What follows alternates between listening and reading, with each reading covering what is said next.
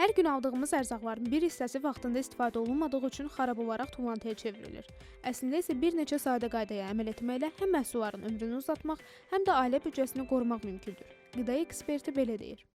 Hər hansı ərzaq məhsullarını, xüsusən riskli qida məhsullarını alıb gətirən zaman ət məhsulu və süd məhsulları onları yerləşdirməlidirlər soyuducuya 0 və müsbət 5 dərəcə Selsiya temperatur aralığında saxlamalıdır. Əgər meyvələr bürüşübsə, üzərində kif izləri əmələ gəlibsə və yaxud özünə xas olmayan meyvə və tərəvəz məhsulları spesifik bir qoxu verirsə, demək bu artıq istehlaka yararsız vəziyyətdədir. Həddindən artıq çox qalmışdır soyuducuda.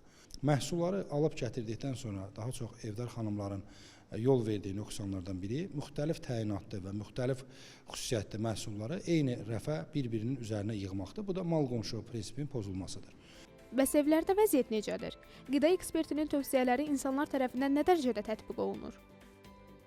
Saxlanma qaydasına riayət etmək lazımdır. Yəqin ki, ərzaqların bizdə keyfiyyətində yəqin ki, problem var da. Tərkibinin necə hazırlanmasından asılıdır. Keyfiyyətli məhsul gec xarab olur, keyfiyyətsiz təbii ki, tez xarab olur.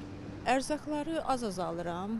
Soyuducuda normal saxlamaq olur. Bəzi meyvə tərəvəz var ki, nə maddə vururlarsa ona görürsən ki, günlərlə qalsa da belə xarab olmur. Təbii məhsul əlbəttə tez xarab olur.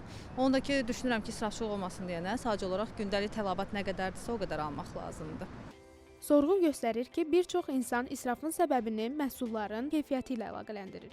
Qida israfı yalnız mətbəxdə yox, maliyyə baxımından da ciddi yük yaradır.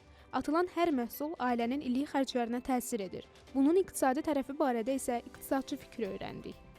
Burada bir neçə səbəb var. Təbii ki, dünya təcrübəsi onu görür ki, çox vaxtı insanlar daha çox məşğul olurlar. Həftədə bir dəfə bazarlıq edirlər. Bu isə həftədə bir dəfə etməyin müəyyən dərəcədə ola bilsin ki, planlayırıq, amma onu istifadə etmirik. Bizim adət-ənənələrimiz də az rol oynamır.